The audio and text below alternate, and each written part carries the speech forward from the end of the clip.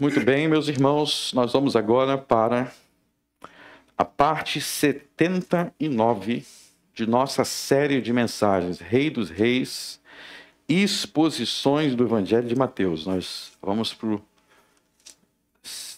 parte 79, nós já pregamos 78 sermões em cima de Mateus, e hoje nós vamos para a parte 79 e ainda estamos no capítulo 12. Mateus capítulo 12. E o título de nossa mensagem hoje é O Reino de Cristo contra Baal-zebub. O Reino de Cristo contra Baal-zebub. E o texto de nossa exposição é Mateus capítulo 12, versos 22 a 37. Mateus capítulo 12, versos 22 a 37. Esse é o momento que nós vamos ouvir a palavra de Deus. Por isso, tenha reverência pela palavra de Deus. Ouça a palavra de Deus com fé, com amor, com esperança, com arrependimento. Porque não é mera palavra de homens. Vamos ler. Trouxeram-lhe então um endemoniado cego e mudo, e de tal modo o curou que o cego e mudo falava e via. E toda a multidão se admirava e dizia: não é este o filho de Davi? Mas os fariseus, ouvindo isto, diziam: este não expulsa os demônios, senão por Beelzebu, príncipe dos demônios. Jesus, porém, conhecendo os seus pensamentos, disse-lhes: todo o reino dividido contra si mesmo é devastado, e toda cidade ou casa dividida contra si mesmo não subsistirá. E se Satanás expulsa Satanás, está dividido contra si mesmo. Como subsistirá, pois, o seu reino? E se eu expulso os demônios por Beelzebu, por que os expulsam então vossos filhos?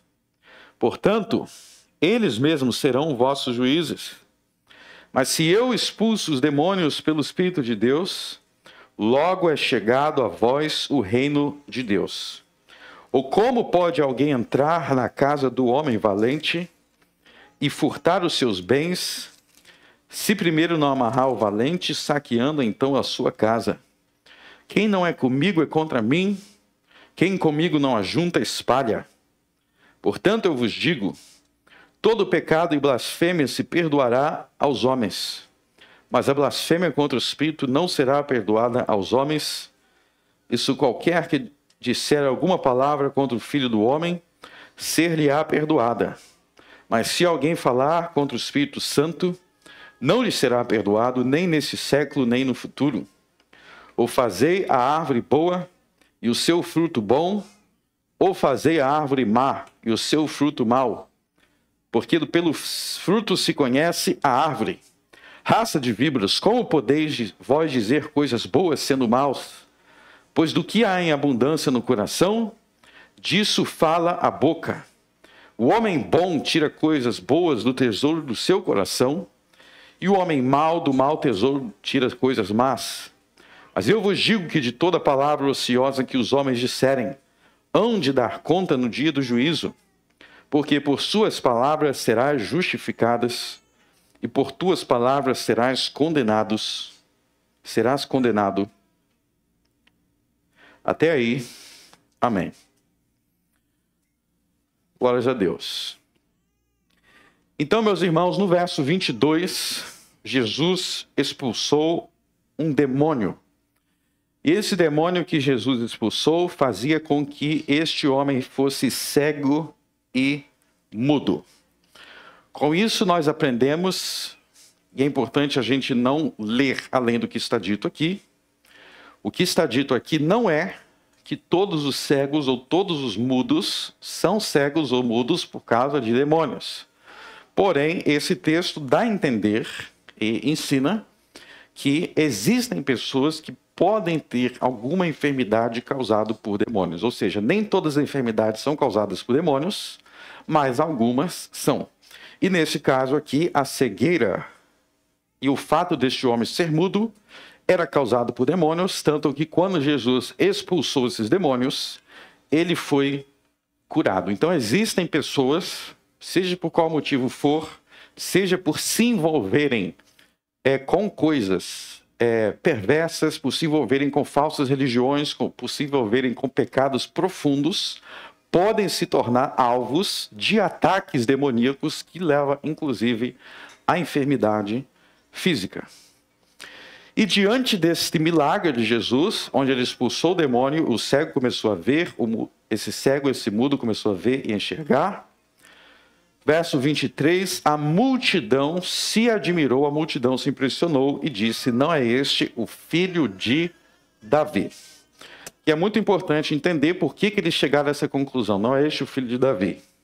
O que eles querem dizer por filho de Davi? O que eles querem dizer é o seguinte, lá no Velho Testamento havia o rei Davi, e Deus fez promessas ao rei Davi, Deus fez promessas, fez uma aliança, um pacto com Davi, prometendo que a partir de Davi viria o Salvador do mundo, o Messias, o Cristo, a partir da descendência de Davi.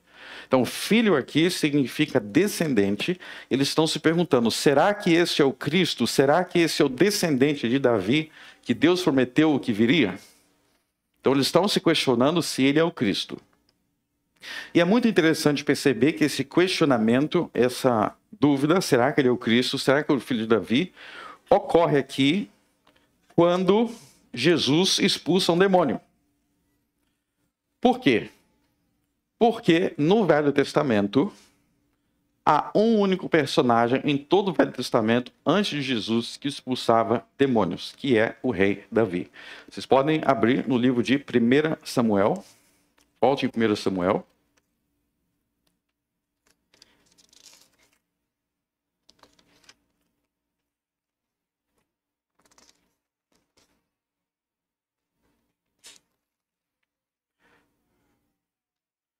Primeiro Samuel, capítulo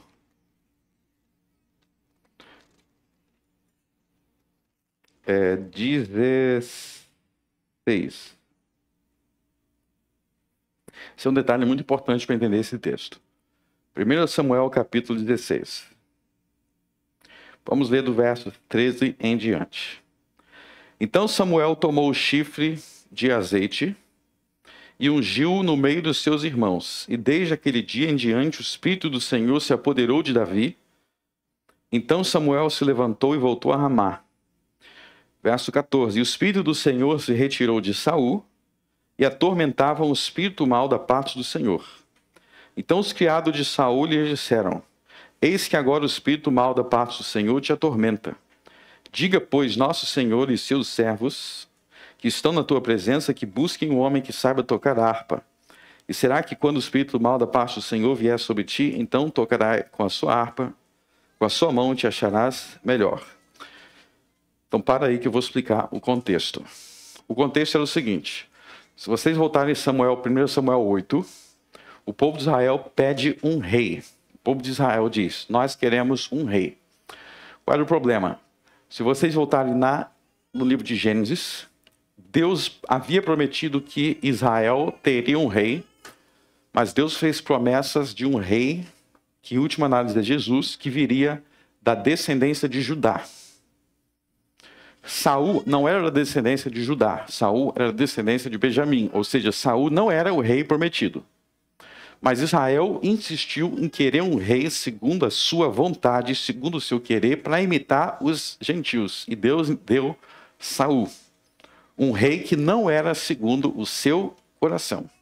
Então Deus escolheu Saul por causa do pecado do povo, mas ele não era um rei segundo o seu coração, porque o seu coração havia sido revelado no livro de Gênesis, que eles tinham que esperar o rei da tribo de Judá, de onde viria o Messias. Bom, esse rei se mostrou rebelde, Saul se mostrou rebelde muitas vezes, se mostrou rebelde contra Deus, mas ele foi rei temporariamente. E aí entra um detalhe importante. Quando Saul se tornou rei, como ele era o rei de Israel, ele deveria ser o rei ungido, e ele recebeu o Espírito Santo. Então, o Espírito de Deus se apossou de Saul, e Saul recebeu um dom. Então, igual Judas Iscariotes. Judas Iscariotes nunca foi salvo, mas ele recebeu temporariamente um dom do Espírito Santo. Da mesma forma, Saul, que não era salvo, recebeu temporariamente o dom do Espírito Santo, e esse dom era o dom de salmodiar. Vocês podem ler isso em 1 Samuel. Ele recebia cânticos proféticos. Ele recebia salmos. Ele cantava, profetizava em forma de cânticos. Quando Deus rejeitou Saul, o dom que havia, o espírito que havia em Saul, o espírito de Deus que havia em Saul, foi para Davi. E Davi se tornou o salmodista de Israel, ou seja, aquele que recebia do Espírito Santo cânticos proféticos. E esse dom que havia em Davi é a base do livro dos Salmos. E algo interessante no livro de 1 Samuel é que quando Davi exercia esse dom de tocar e cantar, ungido pelo Espírito Santo, demônios eram expulsos. Então havia sobre Davi um poder de expulsar demônios por meio de sua música profética, que é a origem dos Salmos.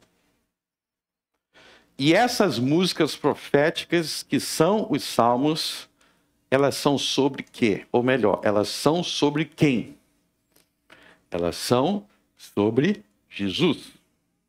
Então Davi cantava o Salmo 2, Davi recebeu o Salmo 22. Pensa em todos esses salmos aí, que são sobre Jesus. E quando ele tocava, com essa unção do Espírito Santo, demônios eram expulsos.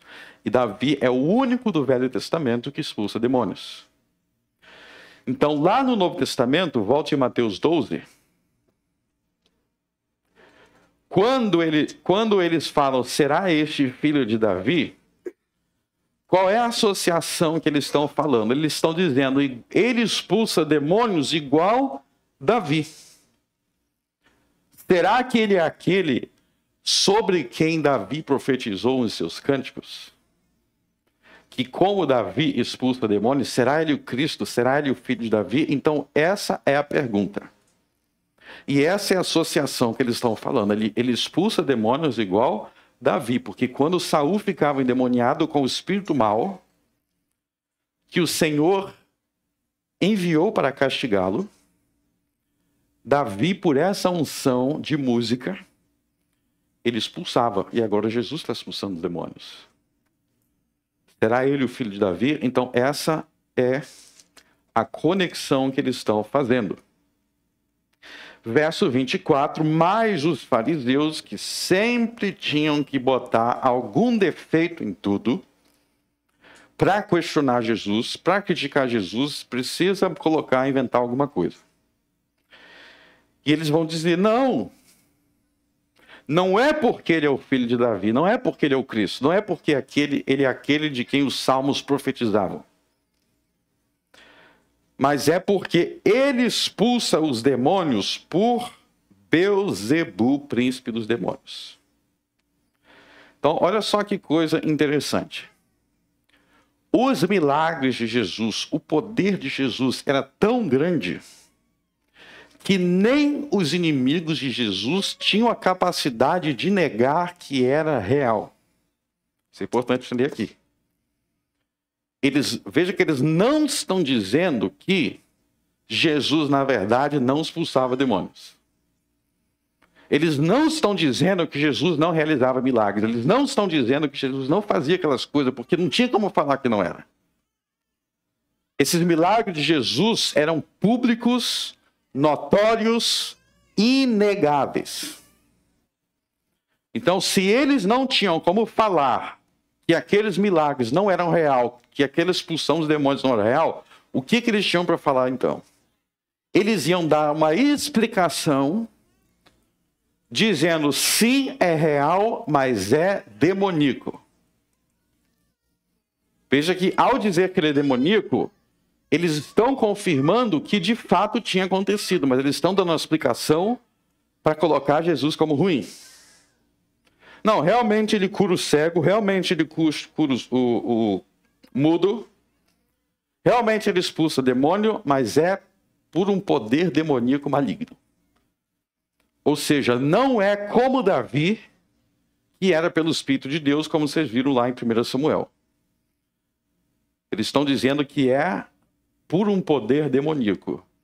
E isso já é uma concessão muito importante, porque os milagres de Jesus, eles não tinham como dizer que não é.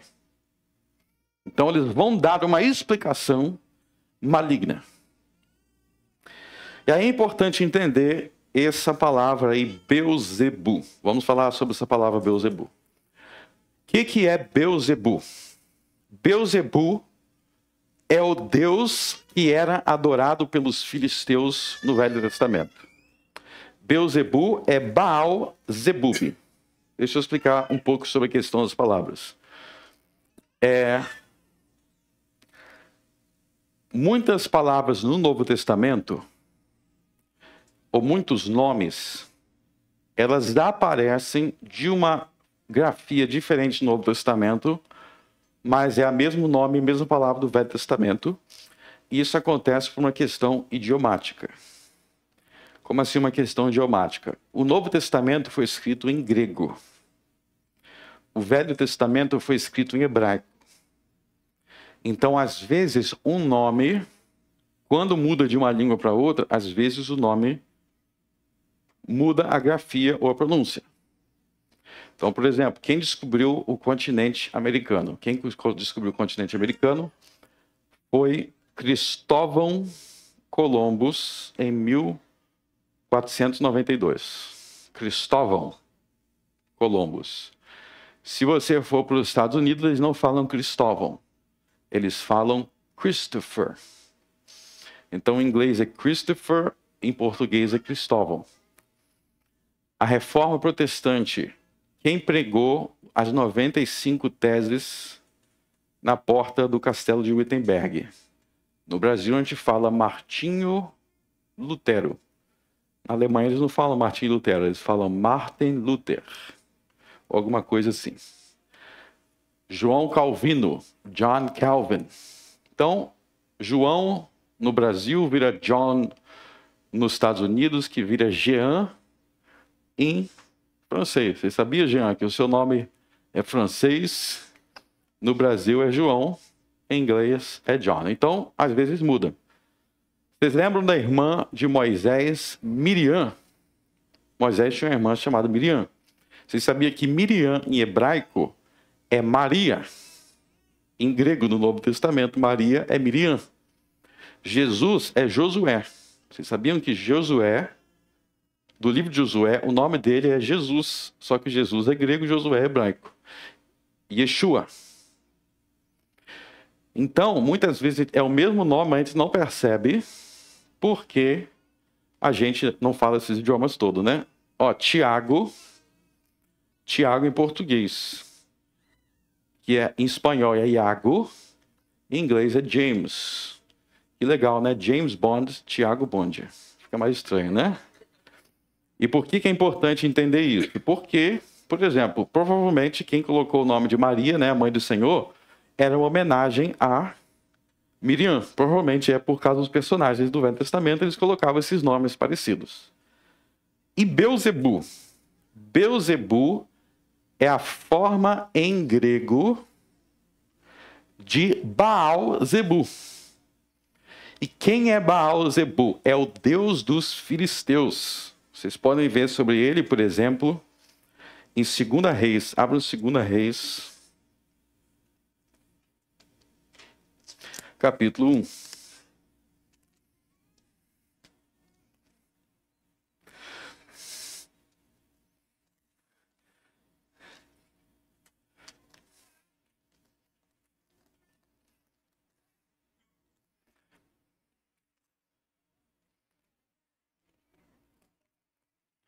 Segunda Reis, capítulo 1. Vamos ler os versos 1 e 2. E depois da morte de Acabe, Moabe se rebelou contra Israel. E caiu Acasias pelas grades de um quarto alto que tinha em Samaria e adoeceu.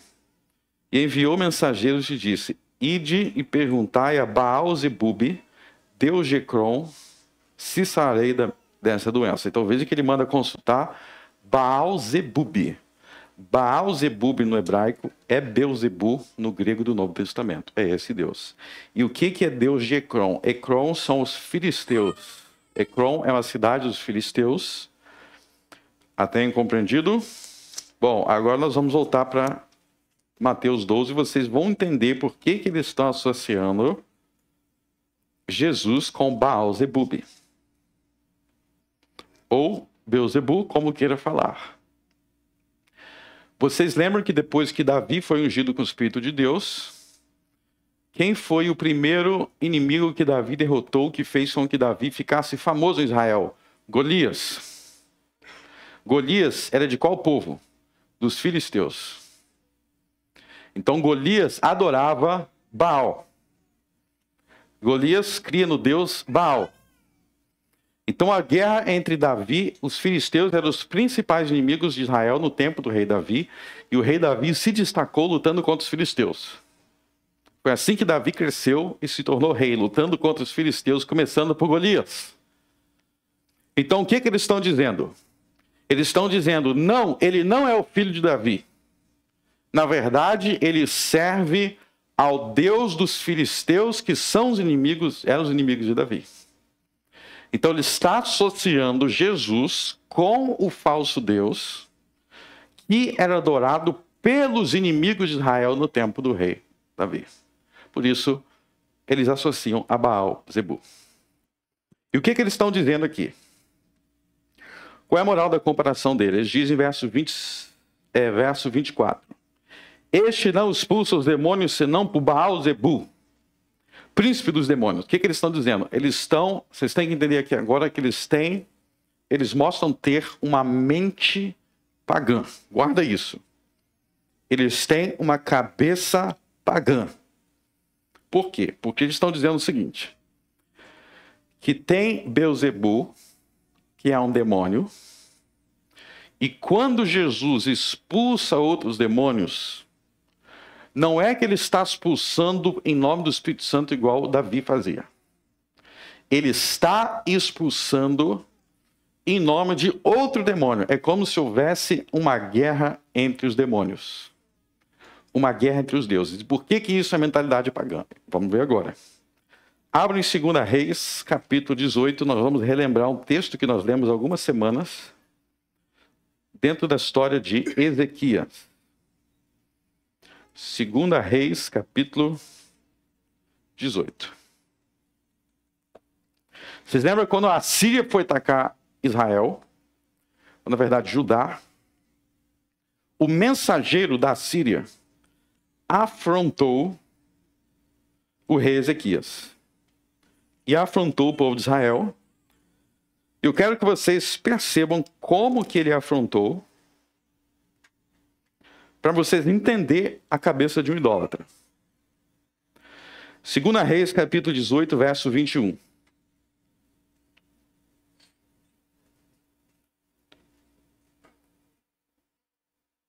Não, verso 22. Olha só o que o mensageiro da Síria fala para o rei Ezequias. 2 Reis, capítulo 18, verso 22. Se, porém, me disseres, no Senhor nosso Deus confiamos, porventura não é esse aquele cujos altares Ezequias tirou, dizendo a Judá e Jerusalém, perante este altar vos inclinareis em Jerusalém? Então ele está falando, vocês não podem confiar no Senhor. Vocês não podem confiar no que o rei Ezequias... Verso 30, nem tampouco vos faça Ezequias confiar no Senhor, dizendo, certamente nos livrará o Senhor, essa cidade não será entregue na mão do rei da Síria. Agora pulem para o verso 33. Porventura os deuses das nações puderam livrar, cada um a sua terra das mãos do rei da Síria? Que é feito os deuses de Amate e Arpade? Que é feito os deuses de Sepharvaim, Ena e Iva? Porventura livraram a Samaria de minha mão? Quais são eles, dentre todos os deuses da terra, que livraram a sua terra da minha mão, para que o Senhor livrasse Jerusalém da minha mão? O que ele está dizendo? Ele está dizendo, o Senhor não vai livrar Jerusalém da minha mão da Síria, porque quando nós atacamos outras terras, os deuses daquela terra não livrou eles. Então, se os deuses daquela terra não livrou eles da Síria, por que vocês acham que o Senhor vai livrar vocês da Síria? Esse é a linha de raciocínio. Qual é a linha de raciocínio, então? A ideia é que cada terra tem um Deus. Como é que ele pensava? Cada terra tinha um Deus. Então, o Deus da terra de Amate tinha o Deus da terra de Sivavim. Cada terra tem um Deus. E Israel tem o seu Deus. E como é que ele pensa? Existe uma guerra entre os deuses e o Deus da Síria é maior. Vocês precisam entrar nessa visão do pagão. Então, cada Deus governa uma parte do mundo, cada Deus governa uma terra, cada Deus governa uma coisa. Só que ele entende que o Deus da Síria é mais forte e vai destruir e vencer esses deuses. Ou seja, como é que ele pensa? Que existe uma guerra entre os deuses. Existe uma guerra entre os deuses. Vocês querem entender essa ideia da guerra entre os deuses? Vamos lá, vamos ver alguns exemplos bíblicos. Quando Nabucodonosor invadiu Jerusalém, qual é uma das primeiras coisas que ele fez? Destruiu o templo de Jeová. Antes de invadir, o que ele fez? Ele pegou os tesouros, os utensílios do templo.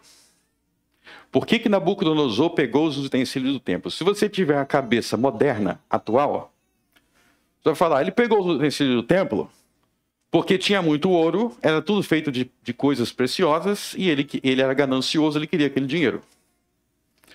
Negativo. Você está lendo o texto impondo coisas modernas. Por que nós sabemos negativo? Porque se Nabucodonosor pegou os utensílios do templo de Deus, porque era de ouro, ele queria o ouro para gastar dinheiro, ele queria dinheiro, por que ele nunca gastou? Porque esses utensílios do templo do Senhor, que Nabucodonosor pegou do templo do Senhor, antes de destruir o templo, ele guardou na casa de seu Deus e continuou lá até o fim do cativeiro babilônico. Foi preservado dentro da casa do seu Deus, Deus da Babilônia. Então, quando ele fazia isso, não era porque ele queria o ouro para ele mesmo, o dinheiro. É porque eles acreditavam que tinha uma guerra entre os deuses. E se ele pegasse o utensílio do templo de Deus Jeová e colocasse no templo do Deus dele, o Deus dele estaria sendo honrado. É como se ele dissesse para o Deus dele, eu venci Jeová e está aqui os objetos dele, então você vai me dar a vitória. Essa era a cosmovisão pagã. Então, por que quando ele invadiu Jerusalém, uma das primeiras coisas que ele fez foi destruir o templo de Jeová? Porque ele, na cabeça deles, para vencer uma guerra, você tem que vencer o Deus daquele povo. O mais importante na cabeça deles para vencer uma guerra não era vencer o rei do outro povo, era vencer o Deus. Por isso que também, quando os romanos destruíram Jerusalém, quando eles invadiram Jerusalém, uma das primeiras coisas que eles fizeram é ir até o templo para colocar as estátuas dos deuses romanos. É como dissesse, os deuses romanos venceram o Deus dos judeus. É assim que é o pensamento pagão. Entenderam? Vamos agora pensar, será que esse pensamento pagão está muito longe de hoje das pessoas? Vamos pensar. Hoje em dia, no Brasil, você tem muitas religiões que creem em uma divindade que controla um aspecto da natureza. Então, quem que o povo brasileiro acredita? Muitos acreditam que é a rainha dos mares. Eles acreditam que Iemanjá é a rainha dos mares. Ou seja, é como se Iemanjá governasse aquele aspecto da criação, ela governa os mares. E tem outro orixá que governa outra coisa, que governa a nuvem, que governa isso, que governa aquilo. Ou até mesmo no sincretismo católico romano. Se você parar para pensar no catolicismo romano, cada santo é responsável por uma coisa. Então você quer se casar, você coloca a imagem de Santo Antônio de cabeça para baixo, não tem isso? Alguém aqui já fez isso? Por quê? Porque Santo Antônio, ele é o santo do casamento, do amor. E tem outro santo para isso, tem o santo das causas impossíveis, tem outro que governa a natureza, que governa isso, tem que governa aquilo outro. Ou seja, é uma cosmovisão pagã. E o que muitas vezes muitas pessoas vão dizer para você? No Brasil, vão falar assim, o meu santo não bateu com o dele. Não é isso que o pessoal fala? O meu santo não bateu com o dele. que isso dá a ideia? Que existe uma guerra, uma briga entre os santos? Tem uma briga aí entre qual santo? E vamos levar isso mais profundo. Tem uma guerra lá no Oriente Médio agora entre Israel e a Palestina. Eles estão em guerra. Como é que a maioria das pessoas pensam? Bom, se esse povo é de religiões diferentes, então existe um conflito espiritual entre eles. O judaísmo é contra o islamismo é contra o judaísmo. Ou Deus tal é contra o Deus tal é contra o Deus tal.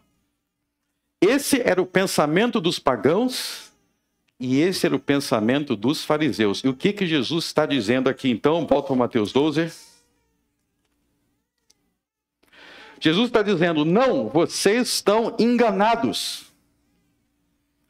Essa briga entre os homens, essa divisão entre os homens, que eles pensam que é uma divisão entre os deuses, não é divisão entre os deuses, nada. Os demônios estão unidos. Os demônios estão unidos. E eles estão unidos para enganar os homens, para os homens pensar que tem uma divisão, uma guerra entre eles. Vocês sabiam que os judeus que não creem em Cristo são irmãos dos muçulmanos que não creem em Cristo? Eles são irmãos porque eles são filhos do mesmo pai que é os demônios, Satanás. Essa guerra é entre os homens. Homens que são enganados por esses demônios. É isso que Jesus está dizendo. Beelzebul não está dividido com demônio nenhum. Eles enganam os homens. Aí muda o nome. Aí o Senhor do Bom Fim, você vai chamar por outro nome, você vai chamar aquele santo, aquela entidade por outro nome, e você pensa que está mudando, você pensa que está uma religião contra outra. Mas no mundo espiritual está tudo unido. Quem os muçulmanos servem, quem os judeus incrédulos servem, quem os kardecistas que consultam médiuns e espíritos servem, está no mundo espiritual tudo unido. Porque não existe divisão no reino das trevas e no reino dos céus. Então Jesus ele nos ensina aqui a enxergar além da superficialidade humana e entender que a única divisão real que existe é a divisão entre o reino das trevas e o reino da luz de Deus. O reino das trevas não briga entre si. Somos nós que brigamos e inventamos divisões onde no espiritual não existe. Você quer ver um exemplo de como isso acontece?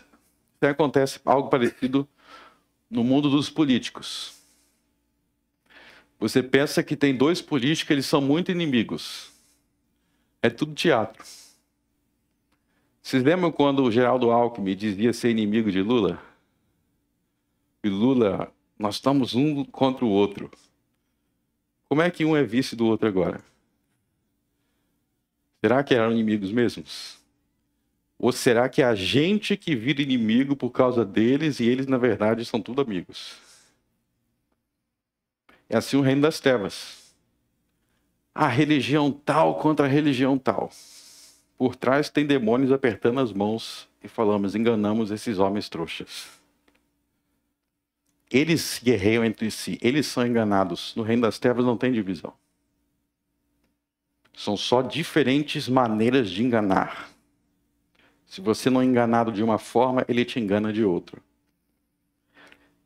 E aí Jesus diz, vocês estão enganados, não existe Beelzebul expulsando Beelzebul.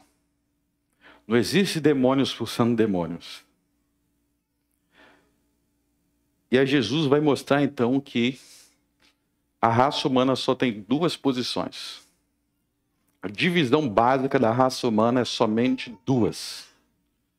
Eu pensei que tivesse mais divisão. Pobre contra rico, rico contra pobre, negro contra branco, branco contra negro. Jesus está dizendo, isso tudo é uma guerra, isso é superficial. são divisões superficiais, porque a divisão verdadeira e absoluta que existe na raça humana é entre os justos e os que não servem a Deus, entre os eleitos e os réprobos, entre os que estão em Cristo e os que estão fora de Cristo.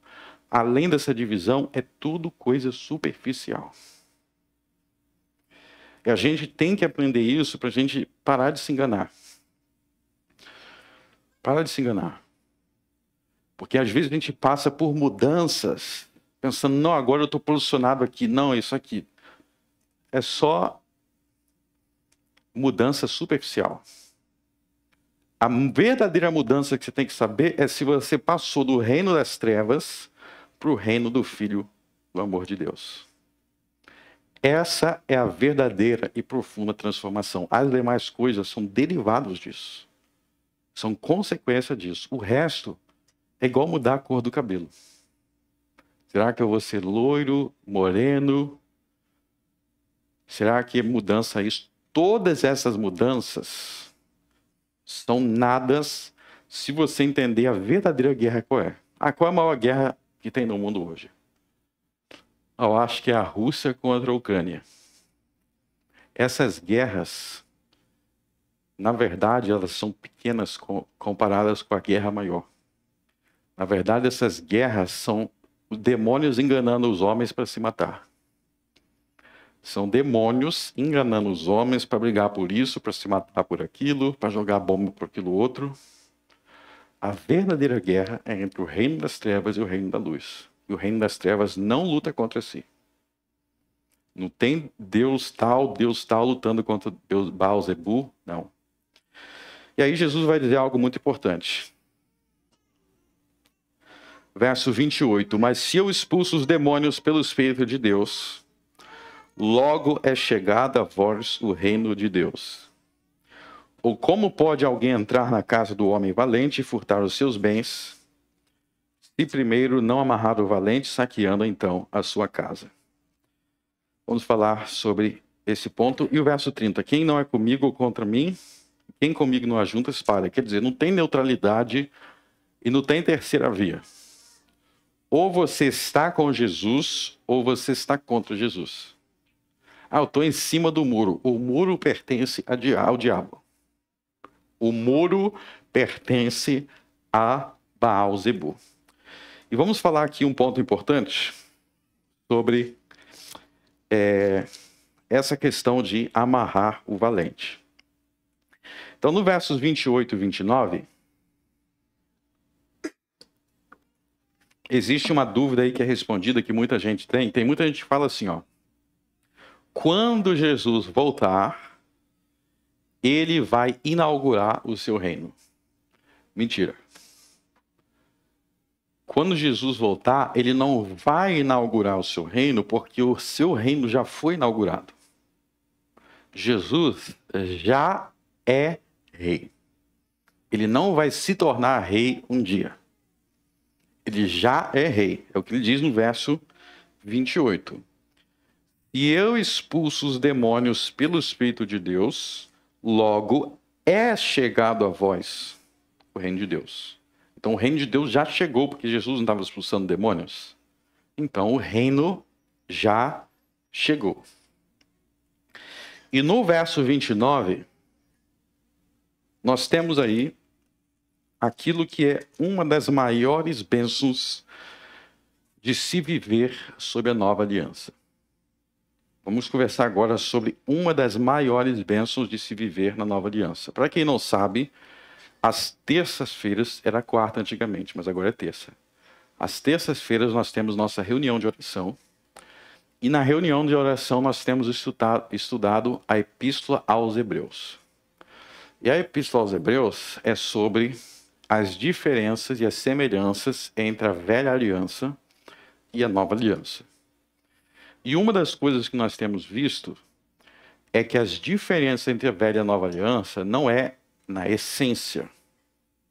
Não é na essência. Mas é na intensidade das promessas. Então, na velha aliança, os homens eram convertidos, essa era uma bênção, ser convertido, sim. Mas na nova aliança, o número de convertidos é maior. Se você parar para pensar na velha aliança, a maioria dos convertidos estava em uma nação, Israel. Na nova aliança, os convertidos estão no mundo inteiro, multidões e multidões. Tem mais convertidos agora. As bênçãos da nova aliança são as mesmas da velha aliança, mas mais intensas. A carta aos Hebreus é sobre isso, são mais intensas. Então, na velha aliança tinha a bênção do reino davídico. Só que agora, sentado sobre o trono de Davi, está um muito maior do que esses reis que tinham antes. É um reino maior, é um reino mais abençoador.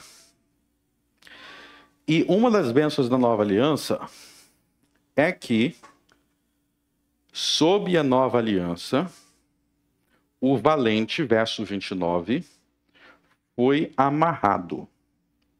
No verso 29, o valente, que é Satanás, foi amarrado. Jesus está dizendo que para saquear a casa de Satanás, ele estaria amarrando Satanás. O que seria esse amarrar?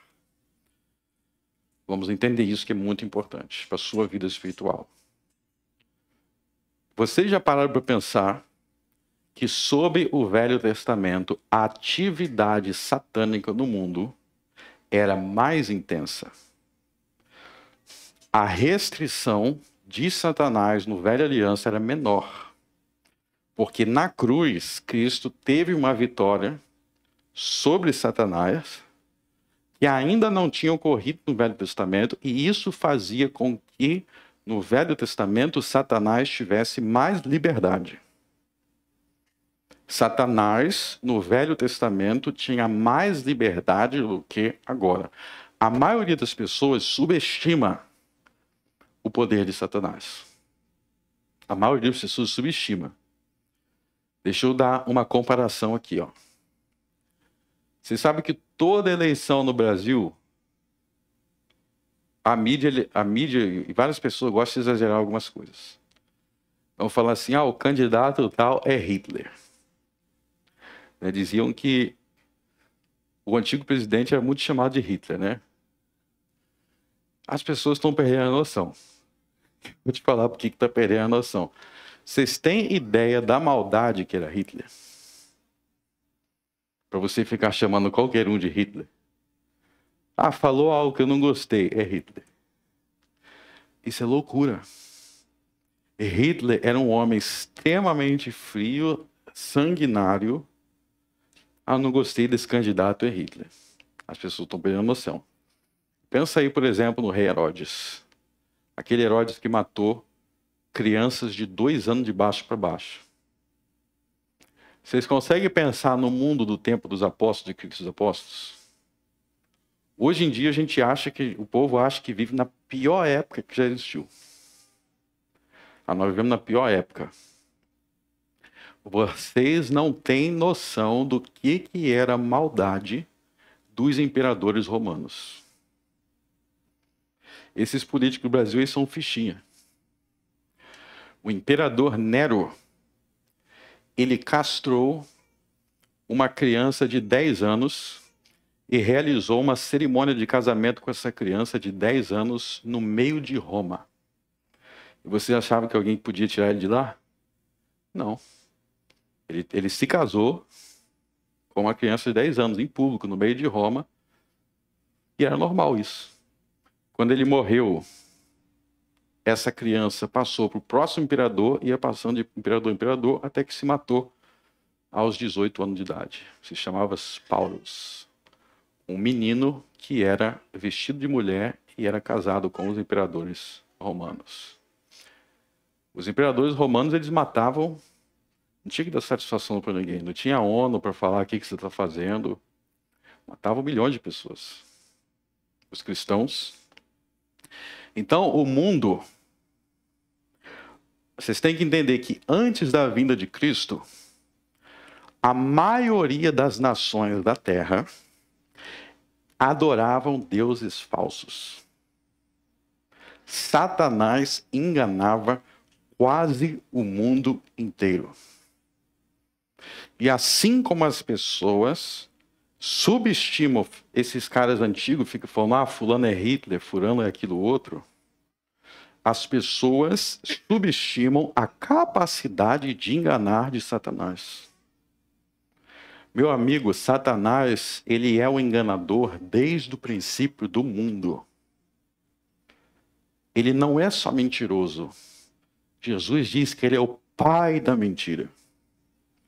A capacidade de enganar de Satanás, você não tem como resistir ao engano dele. É uma capacidade de engano muito forte. Qual é a bênção da nova aliança? A bênção da nova aliança é que depois que Jesus morreu e ressuscitou, Satanás sofreu um forte julgamento, ainda não foi o julgamento final, mas Satanás sofreu um forte julgamento, de modo que ele não tem mais o mesmo grau de atuação que ele tinha na velha aliança.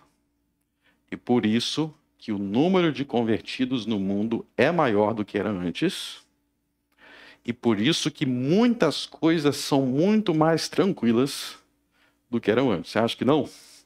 Vou te dar um exemplo. O apóstolo Pedro negou Jesus. Todos os apóstolos fraquejaram. Pensamento errado. Pedro fraquejou porque ele era um fraco. Porque ele não tinha fé. Mentira. Os 12 apóstolos eram os homens da maior fé que tinha na época. Pedro amava muito Jesus. Por que Pedro caiu? O ponto não é a muita fraqueza de Pedro. O ponto é o que Jesus disse. Satanás veio para te destruir. E eu roguei ao Pai para que a tua fé não desfaleça. O ponto é que quando Jesus foi preso, o morto, Jesus disse, agora é o reino das trevas. Agora Satanás vai atuar. Então o ponto é, até os homens mais fortes, como o grande apóstolo Pedro, caíram. Por que Salomão caiu? Salomão era um idiota? Salomão era um burro? Não. Esses grandes homens caíam feio porque tem a fraqueza humana, mas havia uma atuação satânica muito forte no Velho Testamento. Que até o grande rei Davi caiu. Até o grande Salomão caiu. Você não tem que pensar, esses homens eram fracotes. Como é que um autor de provérbios é burro? O que a Bíblia diz é que a atuação satânica era maior no Velho Testamento. De modo que havia quedas maiores. E o primeiro julgamento de Satanás no Novo Testamento aconteceu na ressurreição de Cristo. Colossenses capítulo 2.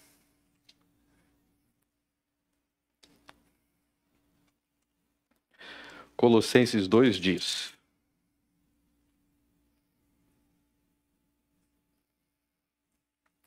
Colossenses 2,14. Havendo riscado a cédula que era contra nós nas suas ordenanças, a qual de alguma maneira nos era contrária, e tirou do meio de nós, cravando-a na cruz, e despojando os principados e potestades, os expôs publicamente, deles triunfou em si mesmo. Jesus, por meio da sua morte na cruz e da sua ressurreição, ele triunfou sobre os principados e as potestades, ele triunfou sobre os demônios. Então, o primeiro julgamento de Satanás na nova aliança foi quando Jesus ressuscitou e ele venceu na cruz, ele venceu na ressurreição os demônios. Abre Apocalipse 12.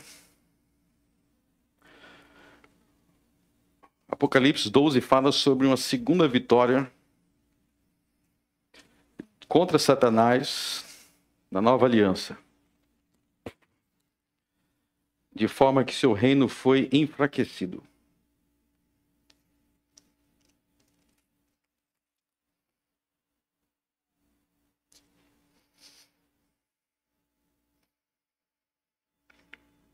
Então vamos ler tudo, vamos ler a partir do verso 3.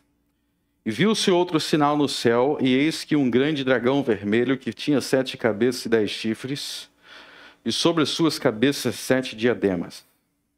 E a sua cauda levou após si a terça parte das estrelas do céu, e lançou-as sobre a terra. E o dragão parou diante da mulher que havia de dar à luz, para que, dando ela a luz, lhe tragasse o filho. E deu à luz um filho que há de reger todas as nações com vara de ferro, e o seu filho foi arrebatado para Deus e para o seu trono. Então você vê o nascimento de Cristo, e vocês veem aí que quando Cristo nasceu, o dragão queria tragar Jesus. Vocês lembram que Herodes, que estava a serviço do dragão, queria matar Jesus. É isso que ele está contando. Verso 7. E houve batalha no céu, Miguel e os seus anjos batalhavam contra o dragão, e batalhavam o dragão e os seus anjos. Então olha só, no verso 5 existe a ascensão de Cristo, que Cristo foi arrebatado para Deus e para o seu trono, ele foi arrebatado para o céu. Então a batalha do verso 7 é depois que Cristo subiu ao céu. E houve batalha no céu, Miguel e os seus anjos batalhavam contra o dragão, e batalhavam o dragão e os seus anjos. Mas não prevaleceram, nem mais o seu lugar se achou nos céus, e foi precipitado o grande dragão, a antiga serpente, chamado Diabo Satanás, que engana todo mundo. Ele foi precipitado na terra, e os seus anjos foram lançados com ele. E ouvi uma grande voz no céu que dizia: agora é chegada a salvação e a força e o reino de nosso Deus e o poder do seu Cristo. Porque já o acusador de nossos irmãos é derrubado, o qual diante de nosso Deus os acusava de dia e de noite. E eles o venceram pelo sangue do Cordeiro e pela palavra do seu testemunho. Até aí. Então você vê que depois da ascensão de Cristo, depois de Cristo subir ao céu, existiu uma derrota aí de Satanás, onde Satanás perdeu um acesso que ele tinha aos céus. Nós não vamos falar sobre isso agora, mas vocês lembram que no livro de Jó, Satanás tinha acesso ao céu. Vamos falar sobre isso em outro momento. Mas o ponto aqui é que houve uma derrota da serpente depois que Jesus subiu ao céu. Volte para Mateus 12.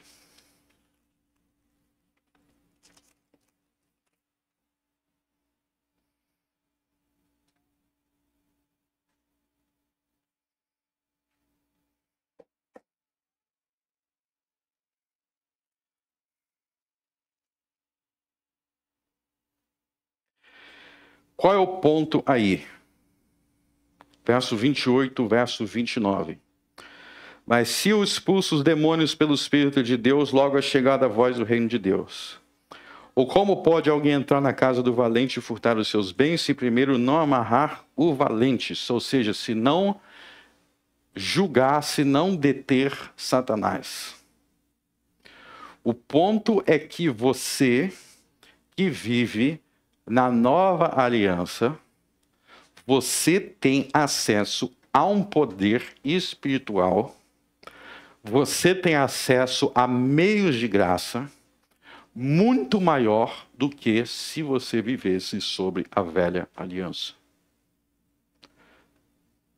As ordenanças da nova aliança, o batismo, mencionado no Colossenses 2, a ceia do Senhor, a Bíblia completa.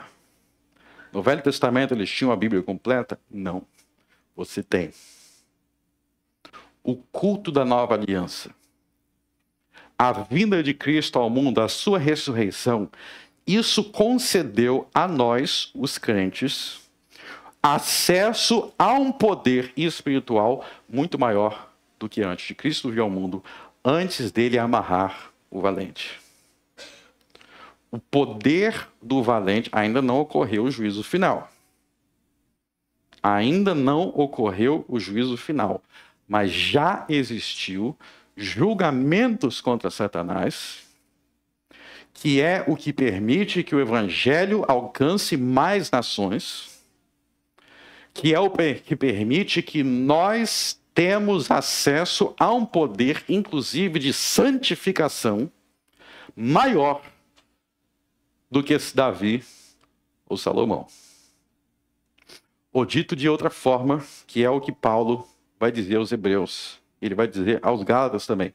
Uma das perguntas que Paulo faz aos Gálatas, que estavam querendo voltar para a velha aliança, ele vai perguntar: por que vocês querem voltar a esses elementos fracos e pobres da velha aliança? Já viu as igrejas que querem colocar a arca da aliança na igreja? Ou que querem guardar festas judaicas? Ou que querem... Tem lugar aí que está até circuncidando. Praticam circuncisão da velha aliança. O ponto é, vocês estão abrindo mão do maior poder da nova aliança para voltar a formas inferiores da antiga aliança. As formas da antiga aliança tinham menos poder, porque Cristo não havia morrido ainda e nem havia ressuscitado. Então a arca da aliança era gloriosa, mas a glória da nova aliança é ainda maior. Ela era gloriosa para Salomão. Ela era gloriosa para aquela antiga dispensação. Mas nós temos algo maior do que o sacrifício de animais, que é o próprio Cristo que foi sacrificado. O batismo é ainda maior do que a circuncisão, porque no batismo não há derramamento de sangue, e isso testifica que Cristo já derramou o seu sangue. Se essa aliança, Paulo diz em 2 Coríntios, que a aliança anterior já era gloriosa, muito mais aliança agora. E quando você não entende isso, você não entende Colossenses 2, dizendo que na nova aliança nós temos todos os tesouros da sabedoria escondidas em Cristo. Então, por não entender a vitória espiritual de Cristo na cruz e o juízo que veio contra Satanás, muitas vezes nós somos fracos e patinamos porque nós não nos apropriamos de tudo que nós temos na nova aliança. Este culto aqui é glorioso. E você é privilegiado de adorar aqui e não no templo de Jerusalém, porque o que nós temos é maior do que aquele templo. O que nós temos é uma arca maior, um cordeiro maior, bênçãos maiores. As bênçãos da nova aliança são muito grandes. E muitas vezes nós somos como aquele pessoa rica. Já pensou se você é rico e fica devendo todo mundo? Você é rico e fica devendo. Por quê? Porque você não vai no banco sacar o dinheiro. É o que muitos cristãos fazem na nova aliança.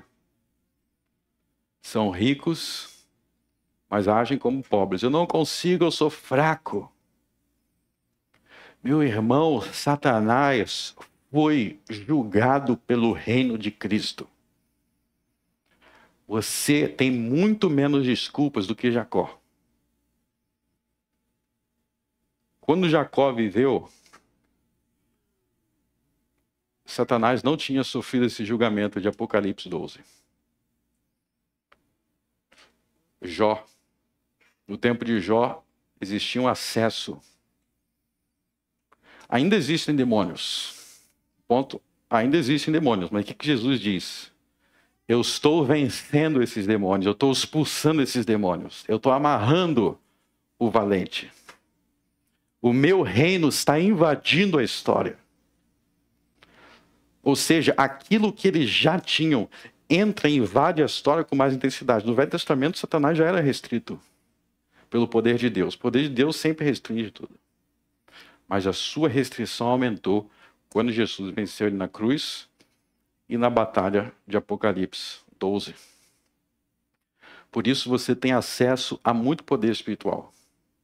Não aceite ser aprisionado por pecados.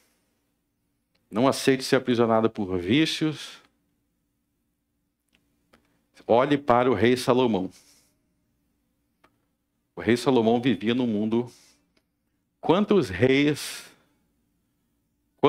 sábios que serviam a Jeová existiam no tempo do rei Davi? Agora pense em 2000 anos de cristianismo. 12 anos de cristianismo, já existiram mais juízes cristãos, já existiram mais reis cristãos. E o evangelho, o Deus de Israel, já foi adorado em muitas mais nações.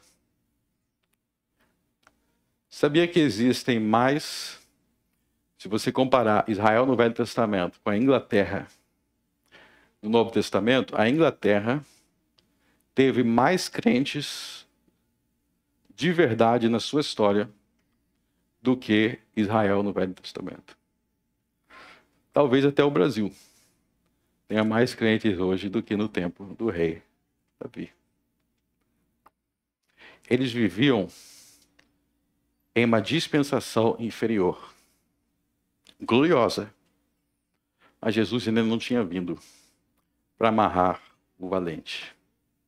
Então faça uso das ordenanças da nova aliança. Faça uso da sua Bíblia completa. Você acha que Jacó tinha a Bíblia completa? Como é que Jacó servia a Deus? Era mais difícil. Estou falando sério.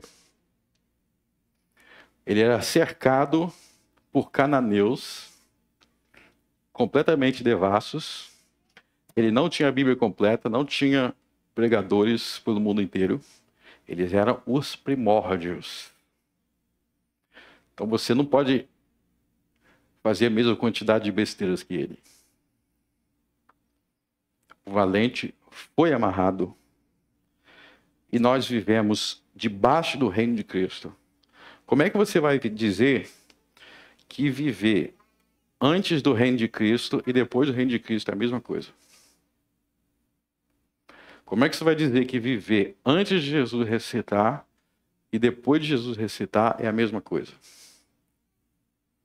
Como é que você vai dizer que viver no tempo dos apóstolos e viver 2000 anos depois que Jesus já é rei é a mesma coisa? As marcas do reino de Cristo no mundo são irreversíveis. E nós somos abençoados por viver debaixo desse reino. E esse reino continuará a crescer, a se expandir, até o último dia em que será abolida a morte, será abolido o pecado, porque haverá um novo céu e uma nova terra na vinda de Jesus. E isso é irreversível. Cristo vencerá e Satanás será lançado no inferno para todos sempre. Vamos orar. Altíssimo Deus, obrigado porque a atuação de Satanás no mundo foi limitada. Obrigado porque quando Cristo ressuscitou, ele feriu a serpente em sua cabeça, como tu prometestes desde o princípio. Obrigado porque o pacto da graça não está restrito a uma única nação. Obrigado porque nós não temos somente sacerdotes levitas, mas em todos os lugares, ao redor do mundo inteiro, o nome do Deus de Abraão é invocado. Porque o valente foi amarrado. O valente foi detido para não enganar as nações como ele fazia antes. Mas para que nós de todas as nações fôssemos convertidos. Brasileiros, europeus, africanos, asiáticos. Os teus eleitos vêm de todas as nações. E Satanás não pode impedir o avanço do teu evangelho. Senhor meu Deus, conscientize esse povo do poder que eles têm na nova aliança, para que eles não permaneçam prostrados diante do pecado, para que, sendo ricos, não vivam como se fossem pobres. Nos ajude, Senhor, a desfrutar das bênçãos da nova aliança, pois antes eles tinham sombras, agora nós temos a realidade. Antes eles tinham figuras, agora nós temos o cumprimento dessas figuras. No nome de Cristo oramos. Amém.